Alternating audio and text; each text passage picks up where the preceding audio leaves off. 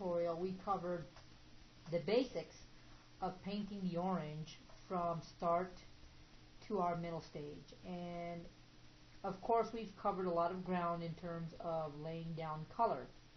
But in this tutorial we're going to complete the orange, paint the orange completely and render it out, and then move on to the apple. Now, one of the things that we need to concentrate on is the colors that we're going to apply and reinforce the orange's overall form. So I've added a few colors to my palette to help enhance the coloration and the vibrancy of this painting. So, just to show you, here I have several colors that I've added. This is a cadmium yellow, a brilliant yellow, a cadmium red, and an olive green. Now, of course, the olive green won't be used for the orange, but will be used for the apple. So these three colors and the titanium white will be used to complete the rendering of the orange.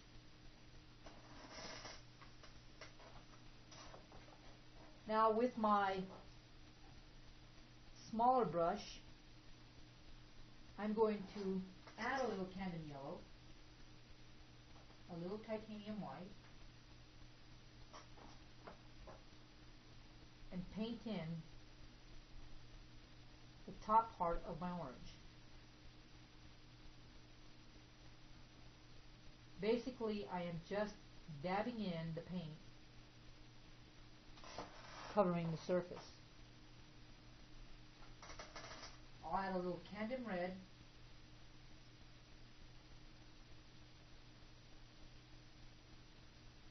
brilliant yellow, and start applying the paint here next to the shadow side. I do this to build the values up as I go along.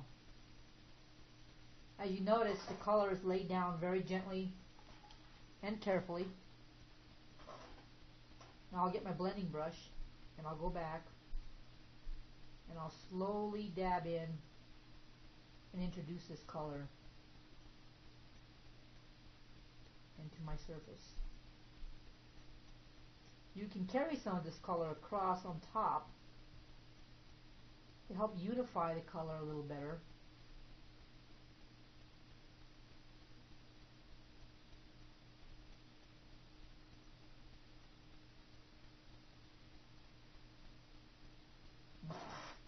Now we have established some actual colors that are starting to really bring out the vibrancy of the orange. We'll continue applying some of that cadmium red and brilliant orange, or brilliant yellow, up on top of the edge of the orange.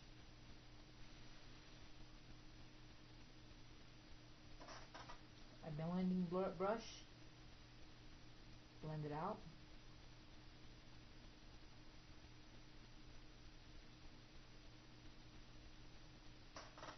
As you notice, the colors are starting to become more vibrant, more rich in tone. That is because I'm actually working in very small increment layers.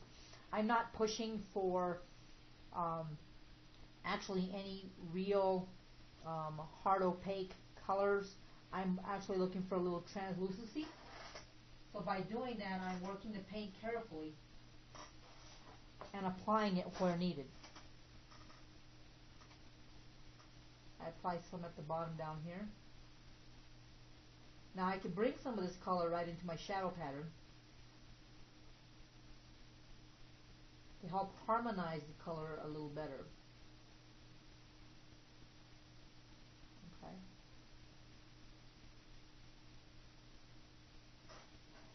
And again, soften the edges with your blending brush if needed.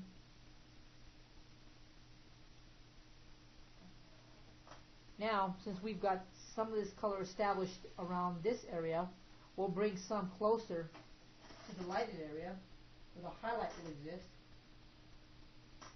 And we will gradually build this outward, going from this back into the darker value.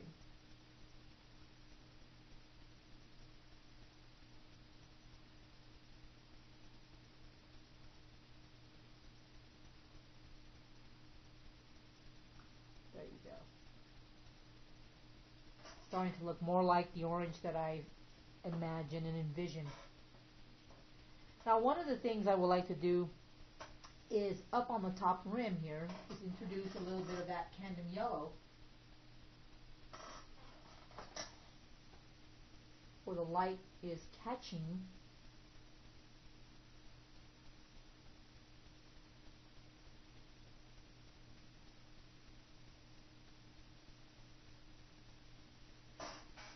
You can do that by adding a little titanium white to the actual color that you're applying. Now if you end up adding too much paint, you can always go back and blend it in or scrub it. I'm actually going to blend it in here. Mix it up a little bit.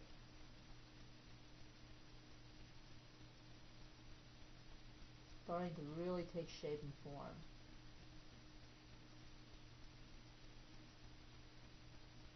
Now as the form starts to turn away from the light, it will get darker on the back side of this area. So you can actually add a little bit of that Camden orange that we mixed earlier and catch the edge just a little bit.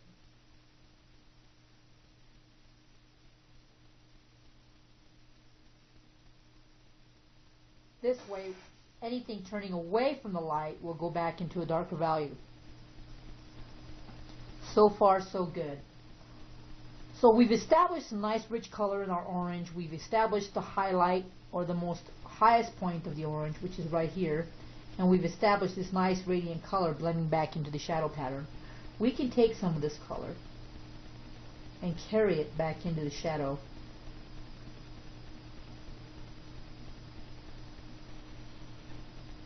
And blend this as well with our blending brush.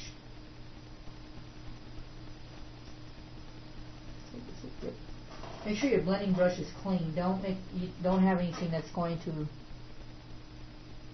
basically wipe the illusion of your orange shadow side to be too light.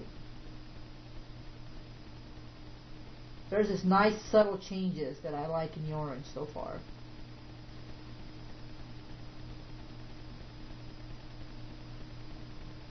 Looking very good. Okay. I think we have some of this evolving very nicely, starting to change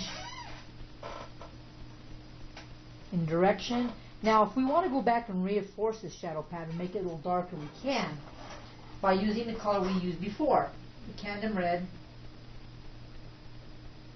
a raw sienna,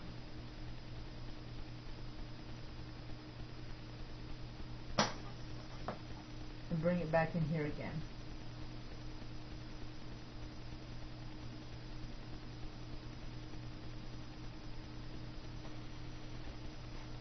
Blend it back in a little bit. I tend to blend quite a bit in order to see what these values are starting to do, the various changes in my painting. Okay. Since we have the orange almost completed and it's evolved very nicely, we will start thinking about how we can make the apple in contrast, or in how would I put this? How can we form the apple to be just as rich and as exciting as the orange? And that will take a little bit of back and forth balancing. In other words, you'll be balancing the tones from one element to the other. Since we're just kind of going on the fly here and we're not using any real reference material, we're going to have to kind of estimate what this value will look like up against this other value here. Okay? So go ahead and clean your brush. Well, let's go ahead and start finishing up the orange a little bit more. So I'm going to add a little bit more color to this. Now, if you have any questions about how to mix your paint, please do not be afraid to blog me or Facebook me, because I can definitely answer your questions and provide you some actual information on how to mix your colors. Now, if you notice, I'm coming back a little bit again, and I'm reinforcing the shadow pattern on this side. I really don't want that to be too light. I'm going to create another little form right here. This is going to have kind of a little rib that cuts through the orange where the actual stem would be. Okay. Have you noticed I've carefully applied the darker tone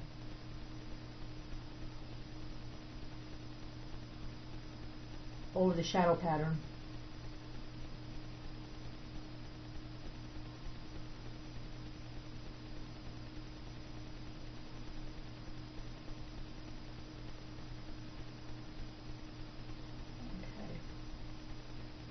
Now, normally I just bring some of that down there and sweep it underneath the orange.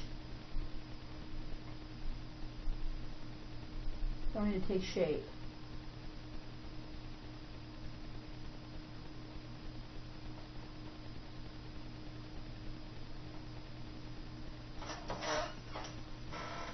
So now we have some nice shadowing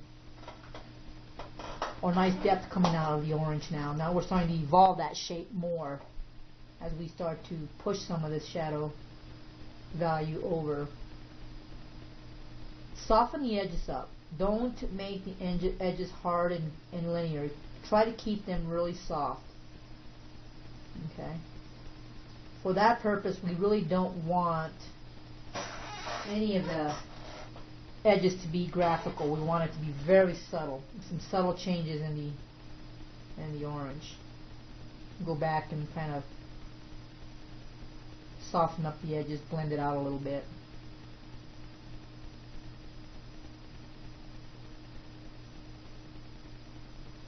And you'll notice as you go along, you'll start to develop this habit of going back and reinforcing your values so that you have a much better look to the painting.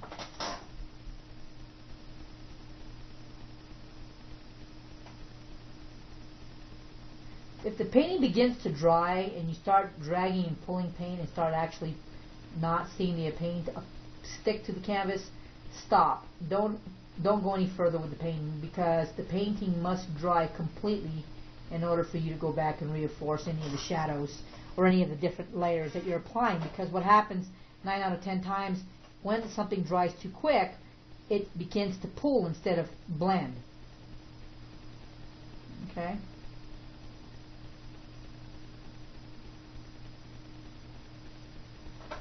Now I'm going to go ahead and apply that rim shadow to the back of the orange and make sure I still have that established. I'll go back and rework that again. Normally what I'll do with that is I'll kind of just follow the contour, just like that. See that? Now I got the rim shadow sitting right behind the orange, or behind the pattern of shadow. And that's actually the reflective light coming from this direction.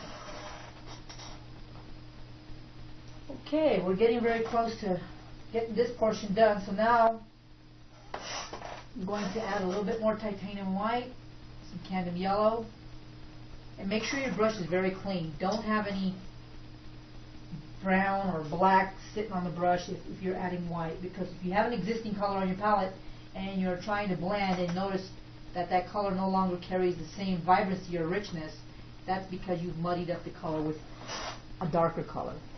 Okay? And so I'm going to apply some of this nice light color up here on top.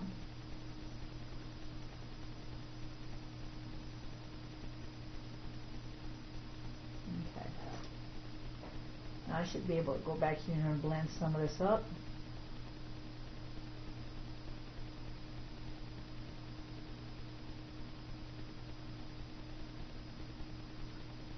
And it's now beginning to take shape more and more.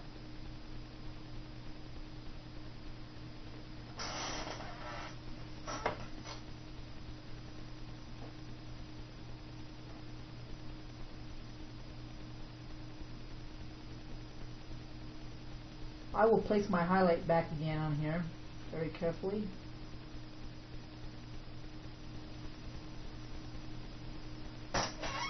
Now my highlight's going to sit right here like we did last time. Oops, some darkness on there. This color. I know I could look them. This is what we're talking about. Be careful with paint. If you have paint existing on the brush, it'll muddy it up. Just kind of sweep it across. That's looking a little better. That's looking way better. Good.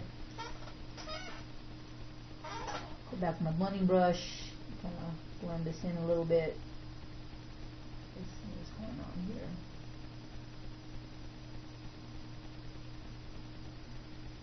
There you go. Okay. So we have something so far evolving. It's slowly coming together. Now I'll add a little bit of that titanium white like I said before. And I'll put it right here in the middle. I'll highlight.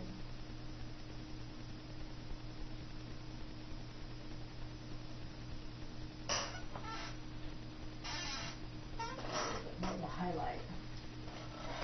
I'll just kind of blend it in now. Blend the corners.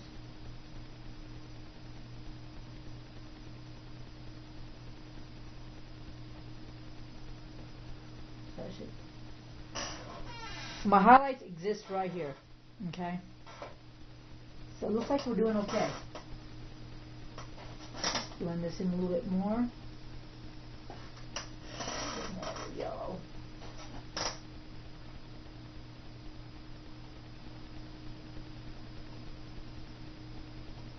Well, like I said, I'll rework the painting quite a bit before I'm very happy with it. Okay.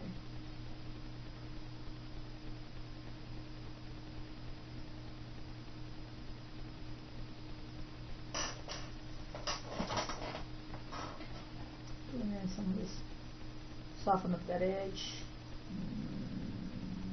Nice. Okay, so our orange is at its, I would say at its probably third stage, so I'm going to leave it alone and we're going to jump to the apple. So in the next tutorial, we'll cover that a little bit more and we'll discuss ways of actually shaping the apple and bringing in the values just like we did with the orange.